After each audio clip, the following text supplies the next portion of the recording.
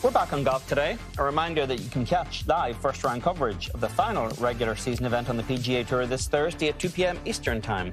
It's the Wyndham Championship on Golf Channel. Back in 1993, in what was then called the Greater Greensboro Open, Rocco Mediate birdied the fourth playoff hole to defeat Steve Elkington. Rocco overcame a double bogey on his 15th hole in that final round, while saving par on the second and third playoff holes before claiming his second PGA Tour victory. 2002, Rocco became a two-time winner in Greensboro. Shot a final round 1 under par 71 to beat Mark Calcavecchia by 3. It was Rocco's 5th tour win and first for him since the 2000 Buick Open. And Rocco's been around a long time. Goes back to Florida Southern College, 03 Hall of Fame inductee, by the way. 6 PGA Tour wins. The first player to win on tour, by the way, using a long putter back at the Doral Ryder Open in 91. 4 PGA Tour champions wins, including the 2016 Senior PGA, and of course that memorable duel with Tiger Woods, the 2008 U.S. Open at Torrey Pines. Time now for Past Champ Chat with Rocco Mediate. It's great to see you. Let's talk about those 2 wins. One against Steve Elkington, another against Mark Calcavecchia. What do you remember about your time in Greensboro? I love Greensboro. Was like my second home. I'm from Greensburg, PA, so it was kind of matched. You know, I had a lot of good friends. They're good. My daughter's hitting balls over here. Nice swing. It was a great place. I liked it there. Like I said, good buddies, and just I don't know. I played good. I loved Forest Oaks. I enjoyed Forest Oaks. Was nasty golf course. Reminded me of home. So. Rocco, that was your second win on tour. You ended up with 5 career wins, or you had 5 when you got to the 2002 was your 5th career win. A lot of those intervening years were lost to injury. When you look back on it, are you content with what you accomplished, or does part of you still wonder what might have been without the injuries? No, yeah, I'm pretty, I would say content. I mean, obviously we all wanted to do better. But yeah, I mean, I had some things that happened. You know, we all do though. It's like there's a lot of injuries in every sport, really. But golf, as you guys have seen, it happens. So you got to deal with it. And yeah, I would say I'm pretty content. I always tell people I wish I would have chipped and putted a little more back in the day. I might have won a couple of more events. You know, I wish I'd have done that. I mean, you know, maybe I regret not working as hard as I probably should have on around the greens and putting. But no, I don't really have any regrets, really. I mean, I did all I could. You know, I picked the clubs out of the car one day in 1993-ish. I think it was, yeah. And I felt something, and that was it. In 94, I had surgery after the U.S. Open, basically, at Oakmont. Rocco, so I just dealt with it and went from there. Go ahead. Way back in 06, you opened up a vein. We sat down together. I featured you in a piece for the New York Times going into Winged Foot in the 06 U.S. Open. You talked about overcoming injury and all these starts. You said Rocky 3, Rocky 4, Rocky 5. You talked about a little too much online poker that you had gotten into and pulled yourself out of that. What kept you going through some very dark periods? Yeah, there's been some, there's been some interesting times, we'll call it. Some dark, some interesting. But nothing like horrible. But yeah, I don't know. I just love what I do, and I wanted to keep doing it. And I knew the certain paths I was on, there's no chance to do it. And I just kind of went that way with it. And I'm still doing that now. I'm trying to still, I'm still playing. I love it. 60 now, and I feel 30. So, it's just a matter of what. I didn't really want to do anything else. Let's put it that way. I didn't really want to do anything else. So I tried to stay with it. And overcoming that injury was monstrous. It was huge. And, it lingered for a while, but I haven't been bothered in years and years and years by it. So I don't even remember last time it put me down. But I don't know. It's just one of those things. I just love what I do. I love playing on the tour. That's all I've ever done. Since I was 21, I'm on the PGA Tour the whole time. And I'm 60 now. So that's I don't know anything else, really.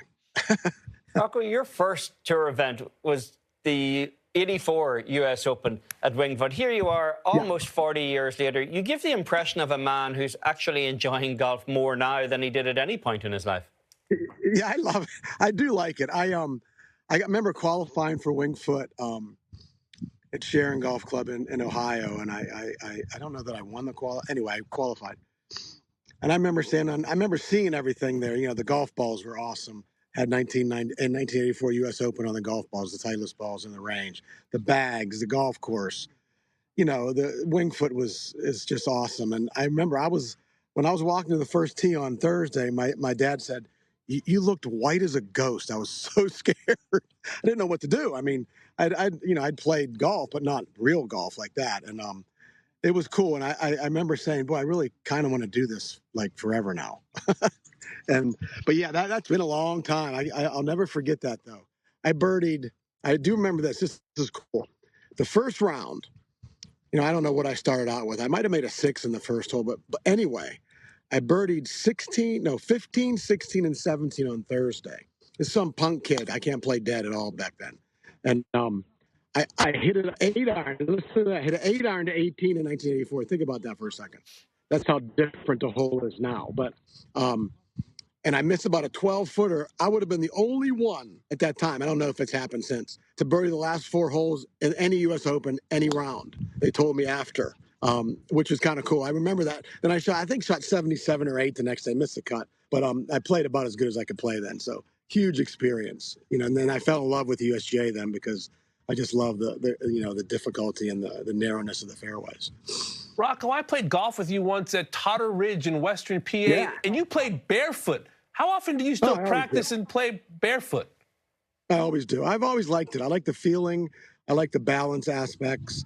And you know, some of the Instagram. Why do they have any shoes on? Well, because I don't want to have shoes on. It's really simple. It's definitely helped. It helps balance. I mean, if you see some of the guys, not that the way they swing now is different. Okay, you know, Free always taught us Jim Free always taught us when I first started, the best strikers were flat-footed at impact, flat-footed impact. Well, that's changed, obviously. And not in a bad way, it's just changed. You know, the guys hit at 7 miles and they have to do certain things. But so that's why I always do that. Footwork is not, it's important now, and it was important then. It's just different important now. Their feet got to get the heck out of the way or they rip their hips to shreds. Ours didn't. You know, we didn't move the club as fast as they did. So flat-footed. So Jim would say, hit me some balls barefoot in the dew. Don't fall down. So that's how I learned. So I still do it. Well, from the barefooted to the well-heeled, what do you look at the tour these days, Rocco, and you see all of the talk of money and the politicking? What do you and your fellow guys on the PGA Tour Champions locker room, what do you think when you see what is going on the tour these days? We kind of laugh what's going on because it was doing just fine. I think we were always told, and you've heard this a million times from probably a million different players. We were always told, if you want more, if you find yourself complaining, if you find yourself not happy, play better. Play better. That's all. I remember Dean Beeman said that to us in our first meeting, the fall of '85, when I got my card. He said, you're going to find yourself mad. You're going to find yourself jealous of your buddies because they're kicking your butt. You're going to find yourself this and that. To fix that, you play better. And we'll give you things you don't ask for. That's what he said in 1985. And it's still that way, but it's not that way. Now they're saying, we got to take care of the top guys. And I get it. They're the draw. But that's not how it used to be. The best guys, if you played the best, that's what you got. You got more. You made more money. You won tournaments, all that stuff. Now it's like, we're going to give them this. We're going to do that. Just play. I don't understand what's going on. The whole LIV thing threw a wrench into it that was silly. I know how you guys feel about it, but I feel the same way. And I don't know what's going to happen. I know I'm so happy Tiger's in the mix. And now it's an even ball game, basically. I still think the players should have the upper hand because it's our tour. I say our tour, but you know what I mean. It's their tour, so it should be what they want to do, not what anybody else wants to do. And hopefully it's leaning that way.